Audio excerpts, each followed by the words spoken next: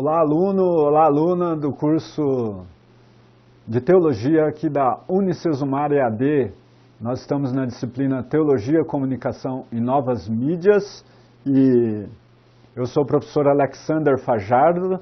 Você já tem nos acompanhado aí em outros vídeos, em outras aulas, e nós vamos aqui continuar o nosso livro-texto, o nosso bate-papo sobre comunicação e teologia. Nós já estamos aí partindo para quase reta final aí do nosso livro-texto. Esta é a quarta aula referente ao ensino, aos escritos da quarta unidade. E aí eu gostaria que você acompanhasse comigo o que nós vamos aprender, o que nós vamos refletir hoje nesta quarta unidade. A unidade tem o título de Mediatização Religiosa e Cyberteologia. Esta é a quarta unidade e entenderemos como a internet e a aparição de diversas redes sociais proporcionaram uma mediatização da religião, como este mundo virtual está modificando o nosso pensamento e logo o fazer e pensar teologia a partir das novas mídias. Os objetivos desta unidade são compreender o conceito de mediatização e a sua influência na religião, analisar a mediatização e a sua importância no pertencimento religioso, entender como surgiu a concepção de cyberteologia e seu predomínio no cotidiano, entender como a internet desafia e modifica os modos da comunidade judaico-ortodoxa, estudar as influências das tecnologias de informação e o seu auxílio no cumprimento das leis rabínicas. É um caso bem interessante aqui que nós vamos acabar verificando. Então, mediatização e religião. Qual é o conceito de mediatização que iremos trabalhar? É um dos principais teóricos desta área. Mediatização acaba sendo um conceito novo, né? Na aula passada nós percebemos aí alguns novos conceitos de teorias, e agora nós temos mais uma que trabalha especificamente com essa transição da velha e a nova mídia, né? O teórico da comunicação e cientista social, o professor Luiz Mauro Sammartino, ele diz que o movimento de articulação das mídias nos processos sociais com a consequente alteração de práticas e significados mediados, isto é, que ocorrem na mídia, rádio, estúdio ou transmissão do culto, transmissão ou interação, a modificação do cenário, a preparação para a TV. Então, vamos tentar compreender isso aqui, né? O que eles chamam de mediatização. Seria o processo de você alterar o cenário, alterar o seu contexto para determinado meio, para determinado fim, por exemplo, né? Então, se nós seguirmos aqui, quando uma igreja está transmitindo um culto pela internet, sem alterar o espaço ou modificações próprias para a transmissão, então não ocorre a mediatização, mas sim apenas a mediação, ou seja, utilizou a mídia apenas como um meio de transmissão. A mediatização ocorre quando o ambiente ou ritual é alterado, justamente por conta da transmissão pela internet ou televisão. Exemplos, a missa da Igreja Católica.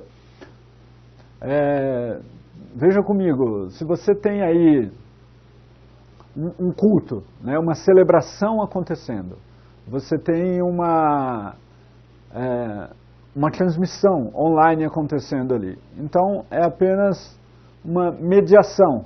É um canal. Por exemplo, você está na sua comunidade, vou aqui transmitir o culto. Coloca uma câmera, faz uma live ali, né? Então você está apenas mediando isso, o que está acontecendo ali. E o que está acontecendo ali? O cotidiano da celebração ali, né? Ninguém está preocupado com a transmissão em si. Então, se o pastor está ali, ele vira de costas, fica muito tempo de costas, ele bebe água, alguém passa, uma criança passa, sobe ali, fica sentada num canto, entendeu? Um vaso está ali há anos, né? Então, enfim, não estão preocupados com esses detalhes. O que está acontecendo na transmissão é considerada aí uma mediação, né? Uma transmissão. Eu dei o exemplo da Igreja Católica porque a missa católica ela não pode ser gravada, retransmitida, né? Então, sempre quando você está passando, por exemplo, um canal, principalmente pela manhã, né? E tem ali a transmissão da missa, né? Você não vai encontrar esse tipo de transmissão em outro horário que foi gravada, né? A liturgia ela não pode ser gravada e repetida segundo os dogmas, os ensinamentos, o entendimento católico ali. Então, ela só deve ser ao vivo. Então, a princípio, você tem uma mediação. Você está reproduzindo o que está acontecendo ali, sem preocupação de quem está do outro lado assistindo. Você tem o cotidiano acontecendo com o seu público, os fiéis que estão ali acompanhando, né? Então, se está num galpão transmitindo um culto e aí tem uma goteira que sempre esteve ali, mas ninguém, né? Então isso aparece lá na mediação, porque é apenas o contexto sendo reproduzido. Agora, o conceito de mediatização já é diferente. É o ambiente sendo alterado por conta justamente da transmissão ou da gravação. O público, a princípio, além do que está ali, ele também é entendido como um público que está além, assistindo por meio das lentes. Seja uma transmissão pela internet, seja uma gravação depois passando na televisão. Então, o cenário, por exemplo, já é modificado, né? Então, você já tem luzes melhores para alterar o ambiente, para a imagem ficar mais nítida. Você tem aí fundos, você tem um cenário, né? Igual nós estamos aqui num cenário, num estúdio, criado para isso, para a gravação das aulas conceituais. Você tem isso nos ambientes religiosos, né? Ou seja, o ambiente começou a ser modificado justamente por conta da transmissão. E é isso que o pesquisador chama de mediatização. Não está apenas sendo reproduzido aleatório ali, coloquei uma câmera e vou reproduzir o que acontecer na celebração, ou o que acontecer aí na liturgia, né? Não, o ambiente ele é pensado, analisado, cronometrado, né? Principalmente se for por conta da televisão. Você tem que ter considerável aí. Por exemplo, você tem pastores que um dia o sermão dele, ou uma homilia de um padre, é de 15 minutos, 20, tem vezes que é 40, né? São 40 minutos, 50, né? Já vi sacerdotes aí com 1 hora. Então, se você está apenas transmitindo, por exemplo, para a internet, não, mas se você tem um programa de televisão sendo transmitido ali ao vivo, você não pode, você tem que limitar aí a sua fala, você tem que criar aí um cronograma, né, um perfil, um ambiente que caiba dentro ali do programa de 50 minutos, por exemplo, né? Então você tem que ter um roteiro, ou seja, a celebração, o culto, que antes na igreja era algo espontâneo, o que acontecesse ali, agora eu quero, uma irmã, e aí irmã, pode louvar, pode cantar, o coral, será que a gente pode cantar tal música? Não, para a mediatização, o conceito de mediatização, de transmissão, a gente já sabe quantos minutos o coral irá cantar, quem irá falar. Então, é tudo dentro de um roteiro. É isso que o professor Martinus chama de mediatização, né? Essa montagem, esse cenário. Veja bem, aqui não há um conceito de julgamento de valores, né? Não estamos dizendo que isso é ruim. Ah, perdeu a espontaneidade, né? Então não está sendo um negócio, algo realizado apenas ali por um contexto de 200 pessoas. Já você está pensando num público além, né? Então, a modificação desse cenário, entender esse conceito, né? Espero que você possa reforçar esse entendimento lendo outros exemplos e a teoria que nós escrevemos aí no livro-texto. Mediação é diferente de mediatização, quando o cenário está organizado, preparado para uma transmissão, seja na televisão ou seja pela internet.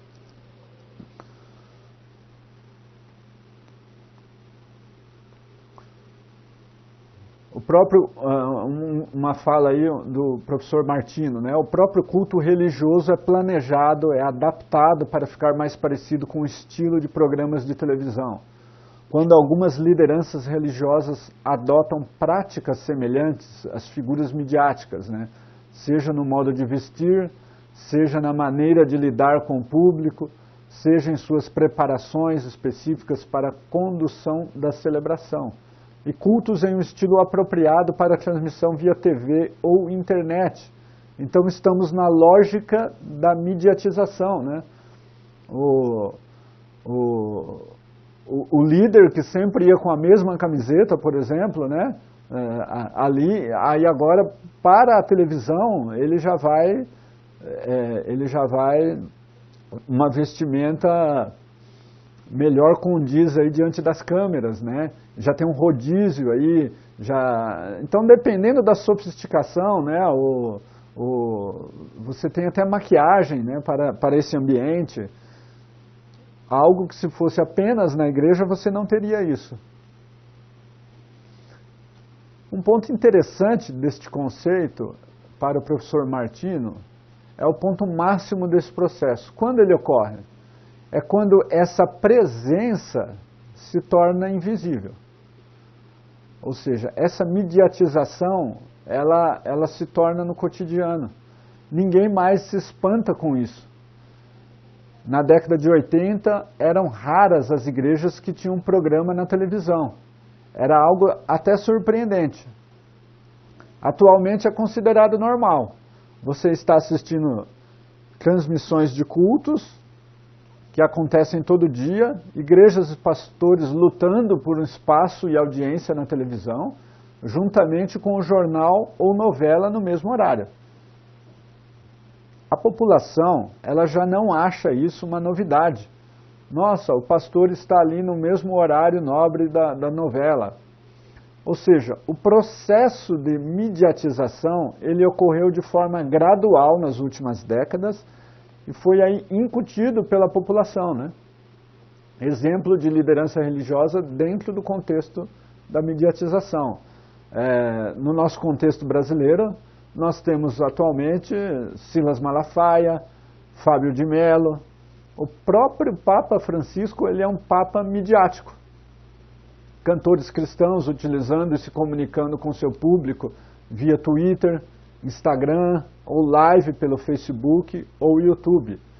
Nós estamos, perceba, aluno, que nós estamos vivendo e iniciando uma era que é uma sociedade mediatizada.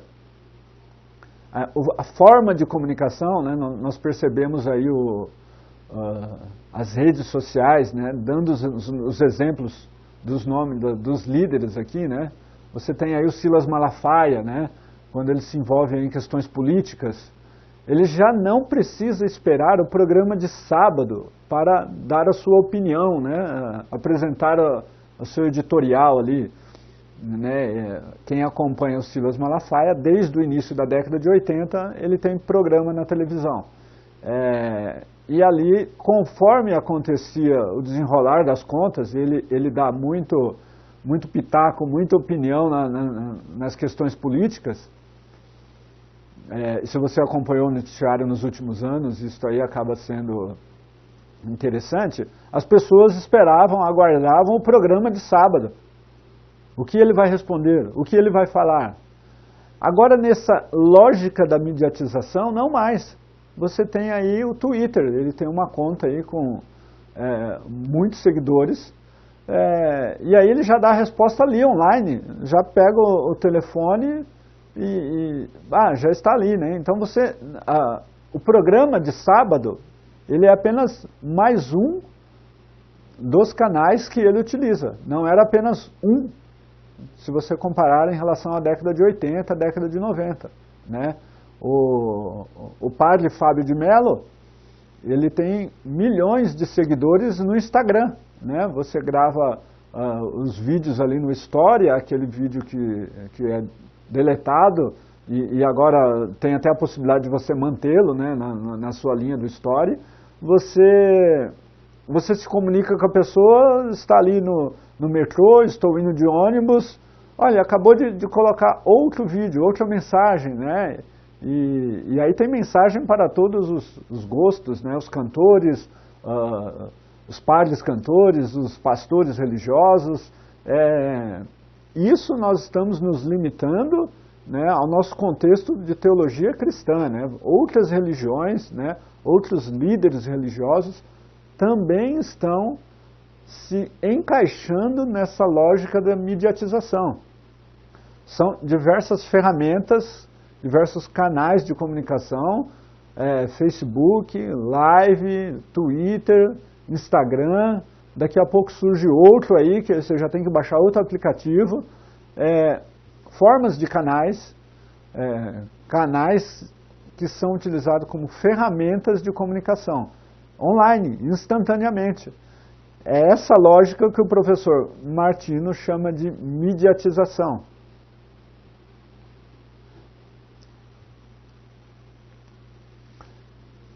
E aí, para encerrar esse tópico de mediatização, eu gostaria de indicar um livro, que é do próprio professor Luiz Mauro Sá Martino. O título é Mídia, Religião e Sociedade, das palavras às redes digitais. Esse livro em especial, essa edição pela editora Paulus. Neste contexto de mediatização, nós passamos aí para o próximo tópico desta unidade 4, que são processos de pertencimento religioso. Com este novo processo apresentado no tópico anterior, a mediatização surge também os estudos que investigam até que ponto esse processo de mediatização afeta e influencia as relações das pessoas com as comunidades, seja pela televisão, rádio ou mídias digitais, né?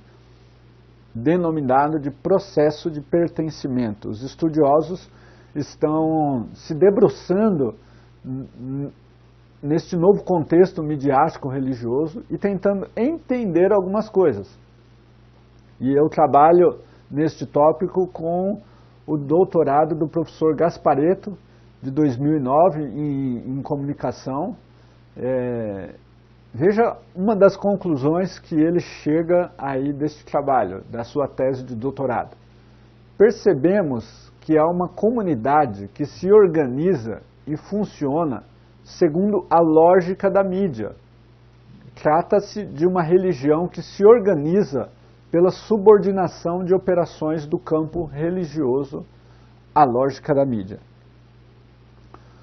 O conceito de comunidade recebe vários matizes até chegar ao que estamos chamando de comunidade de pertencimento. Isso só é possível em função de transformação dos processos de interação, que são organizados e sustentados pela mediatização. Perceba, esse conceito que nós apresentamos no início do vídeo, do professor, trabalhado pelo professor Martino, ele é linkado aqui com esse trabalho do professor Gasparetto, e ele identifica que está surgindo uma comunidade que ele chama de pertencimentos religiosos a partir dessa lógica da mediatização. Ou seja, essa nova forma de reunião não é vinculada pela mídia em si. A mídia já não é somente o meio, mas passa a ser constituinte dessas novas formas de ajuntamento, aqui chamadas de comunidade de pertença. Ou seja, você tem aí a palavra para esse meio social são seguidores, né? Você tem seguidores, te dão um like, vou seguir, vou acompanhar, vou adicionar. Então, o professor Gasparetto entendeu e percebeu que está formando uma comunidade de pertencimento religiosa. Igrejas estão sendo formadas ou pelo meio de que essas pessoas seguem literalmente, quando eu falo nas redes sociais, certo líder, certa comunidade, certa organização que se projetou a partir da mediatização, a partir das ferramentas novas, né, televisão, rádio e agora na era digital aí com as ferramentas que nós falamos, né, YouTube, Facebook, redes sociais. O trabalho do professor Gasparetto, ele analisa a comunidade católica Canção Nova. Você já deve ter ouvido falar ou assistido. Eles têm televisão, canal de televisão, iniciaram no começo com televisão e rádio. Agora já estão, lógico, né, seguindo esta lógica da mediatização, eles estão em todos os canais de ferramentas aí das redes sociais, né? Mas o que começou, o que chama a atenção no trabalho do professor Gasparetto é de que ao longo das décadas que se iniciou o trabalho, era uma comunidade pequena. As pessoas iam ali para o acampamento e aí começou a transmitir, a gravar, a vender VHS naquela época, né, a fita de VHS. Depois gravavam um acampamento inteiro ali, as homilias, as interações, as palestras, e aí você reproduzia via DVD, né? Não diferente de outros líderes evangélicos, né? Por exemplo, o próprio Silas Malafaia, que nós comentamos, né? Montava os congressos, gravava, e distribuía, vendia em DVD, em áudio, em MP3, as diversas mídias que isso poderia ser divulgado. A ideia do professor Gasparetto é de que, em torno desse processo de mediatização, né, a partir da lógica aí da filmadora, da câmera, do rádio, do microfone, está surgindo uma comunidade em torno disto. As pessoas não estão indo ali no culto fisicamente, né? Tanto é que, por exemplo, você pega a Canção Nova, que fica no interior do estado de São Paulo, ou o próprio Silas Malafaia, que ele tem a sua comunidade física ali, né? Mas não é todo mundo que está ali fisicamente acompanhando. Ele tem seguidores do Brasil inteiro, né? Então, está havendo um processo, né? Então, qual é o pensamento teológico que esse seguidor, ele amplia, ele conhece? A partir do seu líder que ele segue. Onde que ele segue? É o líder que está ali na igreja, que ele conhece todo dia, que ele está ali no seu cotidiano, que ele está te cumprimentando, né? Terminou ali uma celebração, terminou uma reunião, você tem a possibilidade de cumprimentar ele, de tomar um café com ele depois. Não é essa a lógica, né? Essa lógica da mediação pessoal, essa lógica que nós tínhamos aí e temos, né? Por isso que no início do vídeo nós reforçamos, né? Na terceira unidade principalmente, a transição entre o velho e o novo. Não é que um substitui o outro, mas é um emaranhado de novos conhecimentos, novas possibilidades midiáticas, e o professor Gasparetto entendeu que isso está surgindo, não é a ideia inicial de você gravar, por exemplo, ou transmitir um culto pelo rádio. Qual que era a alegação inicial? Você vai levar a mensagem do Evangelho ou você vai transmitir o culto para aquela pessoa que é da igreja, mas ela está enferma, ela está acamada, né? Quebrou o pé e não pode vir ao espaço físico. Já não é essa a ideia, né? A ideia é você encontrar seguidores aonde as mídias alcançarem, independente de que se a pessoa um dia virá em sua comunidade física, no prédio, na instalação física ali, né? Então há uma lógica de produtos comerciais em relação a diversos líderes, né? DVD, as mídias, eles estão aí, sempre interagem, por exemplo, você pega no Instagram, no Twitter, tem a possibilidade da interação, né? Então os seguidores acompanham, leem os comentários dos outros, as pessoas se envolvem ali, e provavelmente a maioria dos seguidores desta lógica, eles nunca irão encontrar este líder, que para eles é uma figura bem próxima. Próxima porque está ali na tela do smartphone, está ali no seu notebook, está ali na televisão, você está o assistindo toda noite, mas dificilmente você o encontrará fisicamente, você cumprimentará ele, você tomará um café com ele. E aí a gente, como teólogos, nós vamos pensar do ponto de vista da teologia. Isto realmente é uma utilidade para o Evangelho? Essa difusão de informação, de conceitos, seguindo líderes, pessoas que estão representando o Evangelho atualmente? Será que isso não choca com a questão do discipulado? Você ter aí milhões de seguidores sendo discipulados via um programa de televisão, via Twitter, via Instagram, via canal no YouTube. Não estou dizendo que as informações ali não são relevantes. Você pode seguir um canal no YouTube de um dos líderes e compreender muita coisa, aprender, né?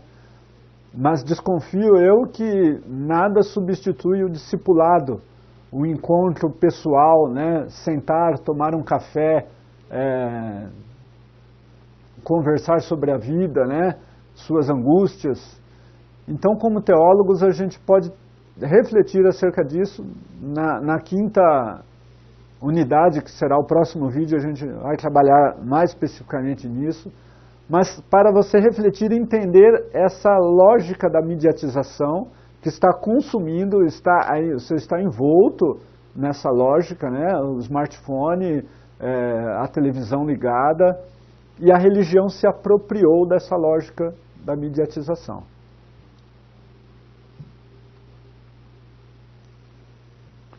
Uma efervescência de comunidades religiosas com amplo apoio e sustentáculo midiático, né? O que nós estávamos falando aqui, voltando para o slide, unindo seus membros por meio de transmissões televisivas e reforçando em outras mídias como redes sociais. Questões de estudo acadêmico e não julgamento de valores, como nós acabamos de reforçar. Então, esse processo de pertencimento religioso, ele vale ressaltar que esta afinidade não é apenas presencial, ou melhor, acontece preferencialmente fora de um espaço físico. Você é membro de uma comunidade, mas você não está fisicamente nessa comunidade. Você segue o líder desta comunidade nas redes sociais. Já não há reunião senão interconexão. Olha as mudanças das palavras, né? Não é reunião, é interconexão. Interconectar-se equivale a atuar a partir de um nó, de uma rede, e não de um lugar tradicional. Enquanto reunir-se implica a presença, né? É isso que estamos chamando de comunidades de pertencimento, as quais não se definem por estruturas rígidas, absolutas, mas como estruturações, atravessadas por processualidades contínuas de práticas humanas e simbólicas de transformação social. E as redes sociais, lembra que o título da disciplina, né, no jornalismo, na comunicação, é comunicação social. Nós falamos isso na segunda unidade, na primeira e na segunda. A função da comunicação social. E aqui nós vemos uma mudança por meio da mediatização, uma mudança social. Nisso nós temos aí um novo conceito, novas palavras vão surgindo nesse ambiente, né, de aparato tecnológico, né, midiático, oferecendo vazão para novas terminologias. Uma delas é a cyberteologia. Lembra que na aula passada nós falamos sobre cybercultura? Agora nós temos cyberteologia, as modificações no modo de pensar, né? Nasceu ela, a princípio, no meio católico, com o intuito de entender e explicar esse novo movimento e cultura que emergiu com a popularização da internet e a relação disso com a igreja. Processos midiáticos afetam a nossa teologia? Nós comentamos aí, uma pergunta para a gente refletir. Esse termo cyberteologia, ele foi um termo criado pelo padre Antônio Spadaro, diretor de uma das principais revistas de circulação na Itália. O termo ele foi recebido com ambiguidade pela comunidade, né? Poxa, cyberteologia é um conceito em movimento, não um dogma. O ambiente virtual irá impactar a forma como observamos e pensamos a fé. Fica aí para você pensar, refletir, principalmente a partir dos seus movimentos na sua comunidade local. Será que o ambiente virtual está impactando a forma como observamos aí a nossa fé? Exemplo que já falamos, a própria disciplina aqui do nosso curso, né? Vanguarda no Brasil em cursos reconhecidos pelo MEC. Pensar teologia a partir das novas relações tecnológicas. O nome do nosso curso é Teologia. O nome do nosso curso é um curso de teologia, bacharel em teologia. E a disciplina é Teologia, Comunicação e Novas Mídias. Como nós vamos interagir, né? Tentar perceber se a teologia ela está influenciando a comunicação influenciando a tecnologia, e essas novas mídias podem interferir ou não, positivo ou negativamente. É necessário considerar a cyberteologia como a inteligência da fé em tempos de rede. Isto é, a reflexão sobre a pensabilidade da fé à luz da lógica da rede, com suas potentes metáforas que trabalham o imaginário, além da inteligência, possa modelar e escutar a leitura da Bíblia, o modo de compreender a igreja e a comunhão eclesial, a revelação, a liturgia, os sacramentos, os temas clássicos da teologia sistemática. A reflexão é importantíssima porque resulta fácil no constar como a internet cada vez mais contribui para construir a identidade religiosa das pessoas. Tudo isso aqui remete ao link do pertencimento religioso, da mediatização. Agora nós estamos falando sobre teologia. Esse método de mediatização está alterando a construção da identidade religiosa das pessoas. Por exemplo, o autor aqui ele dá uma o autor deste termo, ele traz um interessante exemplo. Se uma pessoa ela teve uma vida dissoluta e dedicada ao espetáculo pornográfico e decide mudar radicalmente de vida, ela sabe que as suas imagens, né, fotos ou vídeos, elas estarão sempre ali na internet, em algum lugar, para lembrar potencialmente a todos o que ela era. E que, portanto, sempre é e continuará sendo no mundo virtual. Ele chama e denomina isso de a salvação digital, isto é, o salvamento. Se for uma atriz, né, um ator pornográfico da área de pornografia, ela coincide paradoxalmente com a impossibilidade de seu perdão virtual. Né? Perdão virtual, a vida exposta na rede, né? O privado versus o público, qual o limite, as fronteiras. Aqui ele dá um exemplo extremo e que é real, né? E aí você já deve ter ouvido falar, você obtém o perdão, né? Deus perdoa, mas a internet não. O que ele nos apresenta é a realidade que julgamos, principalmente na questão visual. E aí o autor traz interessante um conceito que nós trabalhamos, explicamos detalhado aí no livro-texto. A imagem ou foto estará ali na internet, como nos versículos do Salmo 51. Ele está clamando nesse mundo digital. Olha o que o versículo diz. Esconde o rosto dos meus pecados e apaga todas as minhas iniquidades. No contexto virtual é deleta, né? Delete todas as minhas iniquidades. O meu pecado sempre me persegue. No contexto virtual, uma foto ela é reproduzida, se ela é deletada num servidor, ela já é reproduzida 10, 15, 20 vezes em outro local. E por tua grande compaixão, apaga as minhas transgressões. Então, o Salmo 51, ele traz esse contexto para a cyberteologia, né? O autor teve esse insight aí. Estas palavras estão mais do que atualizadas em um mundo que vive sem perdão, principalmente no trato de perdoar os rastros digitais, que estarão sempre por aí. Isto é, um dos desafios que a igreja tem nesta era digital é reconfigurar os processos à luz da Bíblia e dos mandamentos de Cristo. Voltando, então vamos pensar aí, né? O que isto traz aí para a realidade?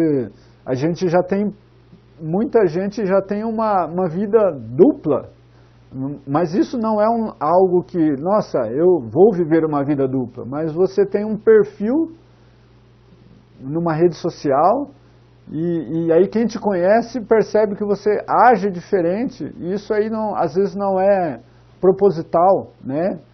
Você está, dependendo da rede social, né, você encontra ali fotos sempre em festa, em alegrias, né, e aí, na realidade, a pessoa está envolta num processo de depressão ali. Então tem essa fantasia que a rede social proporciona, trazendo para o contexto teológico, né, essa sacada que o autor teve aqui do Salmo. Se você ter a sua vida exposta na internet, né, isso está refletindo como a gente conversa na nossa comunidade ou como nós conversamos com o próprio Deus nas nossas orações. Fica aí para você pensar, para você dialogar aí com os membros da sua igreja. Jogue eu lhe desafio a levar este diálogo numa roda de conversa na igreja, né, na escola dominical, sobre as realidades virtuais e a realidade física, né, das nossas vidas, dos nossos processos em relação à Bíblia. Para encerrarmos esse termo cyberteologia, nesse tópico, uma entrevista, o padre autor, ele foi indagado se os padres deveriam usar redes sociais e as novas tecnologias.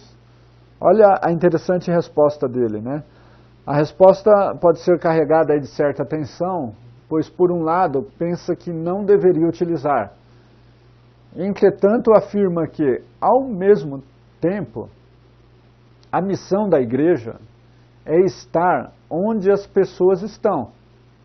E as pessoas estão nos ambientes digitais agora. Ele percebe que a internet não é uma ferramenta, mas ela acaba sendo um ambiente, onde devemos exercitar nossas relações com as pessoas e ampliar nosso conhecimento com o mundo. Então, a mídia, como ela era no início, quando nós falamos na mídia escrita, na mídia eletrônica, rádio e TV, ela era uma ferramenta. Agora ela se torna um ambiente. Olha, parece uma mudança sutil, mas é uma mudança que está alterando o contexto social e, no nosso caso, falando de teologia, alterando os contextos eclesiológicos. E agora nós queremos passar aí sobre essa questão da internet, como que a comunidade judaica ela se relaciona com a internet. O judaísmo e a comunicação escrita, né? A literatura para os judeus sempre teve caráter de sobrevivência e resistência. Sobrevive-se por meio dos livros, dos textos, e continuidade do povo se assegura enquanto forem capazes de transmitir textos ao longo de gerações. Nós vimos isso na primeira unidade, principalmente, né? A comunidade judaica se manteve aí por conta dos textos escritos. Já a resistência concentra-se em uma palavra hebraica assimilada que é de ousadia. Como o judaísmo se comporta nesta era digital? Quando falamos em judaísmo, enfatizamos aqui a questão religiosa. A palavra carrega diversos sentidos, como etnia, nacionalidade, cultura, política, identidade e religião. Então, a Daniela, que é esposa de um rabino na comunidade judaica ortodoxa, ela fez esta tese de doutorado na USP acerca da inserção do computador e da internet numa comunidade judaica ortodoxa. A ortodoxa é aquela linha da religião judaica que ela segue estritamente aí a observância das regras e leis judaicas, interpretadas e transmitidas pelas autoridades rabínicas. Estas leis vão além daquelas dos preceitos encontrados no Pentateuco, né? Elas são atualizadas por conta dos rabinos. Com o surgimento de novos produtos alimentícios, tecnologias, culturas e hábitos, cabe aos rabinos analisar de fato se a nova tendência é considerada legal ou ilegal pela interpretação. No judaísmo ortodoxo é proibido ao judeu, né, a não ser em risco de morte, no dia do descanso, no sabá, que ele ligue ou desligue qualquer interruptor de luz elétrica.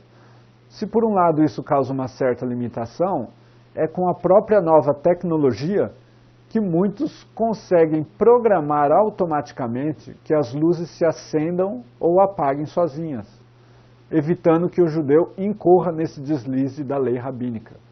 Vale lembrar que uma transgressão, nesse caso, implica desobediência à própria lei judaica e aos seus mandamentos. A pesquisa foi realizada em 2008 com escolas judaicas entre o pessoal da comunidade ortodoxa paulistana, onde a grande maioria dos judeus entrega os seus filhos para a educação formal e também, e principalmente, para a educação religiosa, para seguir os preceitos do judaísmo. E a internet não deve ser utilizada na educação da criança dentro do judaísmo. A maioria dos rabinos, né, ela identificou no cotidiano, dependendo aí do julgo de cada rabino. Alguns vetam o uso de telefone, internet e TV nas residências, e-mail apenas para o trabalho. Veja bem, né, é um contexto aí de uma pesquisa de 10 anos. Então, naquela época que você estava surgindo os smartphones, você tinha já o início do desvio de atenção para com as leis divinas. Dificuldade principalmente com os jovens e os aparelhos celulares.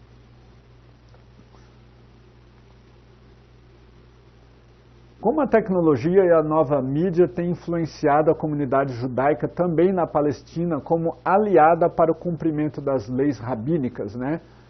Essa pesquisadora Tupel analisou aí o Instituto para a Torá e a Terra em Israel, e este instituto tem a função de pesquisar, problematizar e solucionar e realizar a divulgação sobre os preceitos das leis rabínicas destinadas principalmente à questão de alimentar para os judeus que moram em Israel. Então eles têm ali uma questão de alimentar, né, segundo os preceitos dos rabinos, segundo os preceitos da interpretação. E aí no ano sabático você não pode comer do que foi plantado na Terra Santa. E aí como garantir que isso de fato é verdade ou não? Eles acabam comprando, adquirindo de agricultores dos países vizinhos, né? Mas essa limitação, essa fronteira geográfica é justamente a fronteira que é apresentada na Bíblia, não é a que existe politicamente, geograficamente hoje. Então eles rastrearam essa fronteira via GPS, usando essa tecnologia, e eles monitoram via satélites, via drones, se aquele tipo de plantação está desse lado da fronteira ou do outro lado. Então, se estiver do outro lado, eles dão um selo de qualidade que aquela alimentação para aquele período, para aquele ano específico, ela é aprovada, validada pelo rabinato e pelo aparato tecnológico aí que possibilitou isso, né? Você tem um rastreamento do cultivo, da plantação ali do agricultor que está em tal lado da fronteira, ou seja, até que ponto chegamos ao analisar para tudo isso o judeu cumprir as leis judaicas, né? Cumprir as leis estabelecidas ali. É muito interessante. Você tinha essa dúvida anterior. Será que posso comprar desse agricultor, sim ou não? Agora você tem uma validação utilizada por meio das ferramentas tecnológicas aí de comunicação, de informação, armazenamento. Então isso acaba sendo muito interessante. E falando um pouquinho aí da pesquisa aqui, lá em São Paulo, a pesquisa foi realizada em 2008, mas agora também você tem um cenário, veja bem, como que é a atenção dos rabinos, principalmente para com jovens. Lembra que a lógica era de que as ferramentas eram meios, ferramentas digitais. Agora não mais. Agora a internet ela é vista como um ambiente, né? Então você tem que tratar com a pessoa nesse ambiente da internet, né? Então é uma dificuldade você limitar, né? Você não pode mais utilizar o WhatsApp, você não pode mais ter uma conta no Instagram, as informações, o Twitter. Nós vamos viver uma vida reclusa. Agora não é apenas uma questão de meio, ferramenta, mas é uma questão de ambiente. Você está nesse ambiente. E isso você carrega, você tem aí os pontos positivos e os pontos negativos. Cabe nós, teólogos, falando sobre a questão da comunicação e teologia, identificar os pontos sadios, né, e os pontos ruins deste novo ambiente. Dificilmente nós teremos uma comunidade de alguém que não tem ligações com o ambiente virtual, a era digital, né?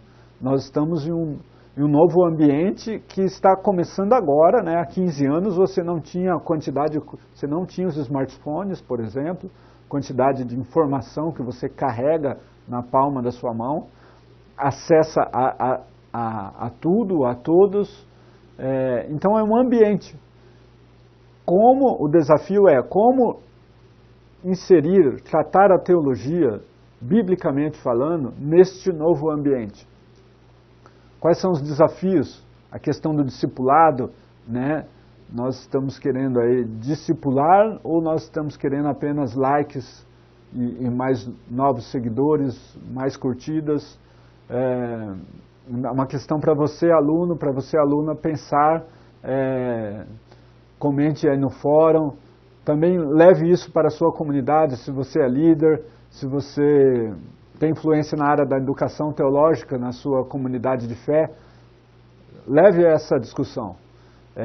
Fica aqui o nosso desafio para essa aula. Nós encerramos aqui esse vídeo e aí eu aguardo você no quinto vídeo, que tratará da quinta unidade. Nós vamos aprofundar as relações aí nesta era digital entre teologia, comunicação, novas mídias. Muito obrigado por acompanhar aí esta aula e até a próxima.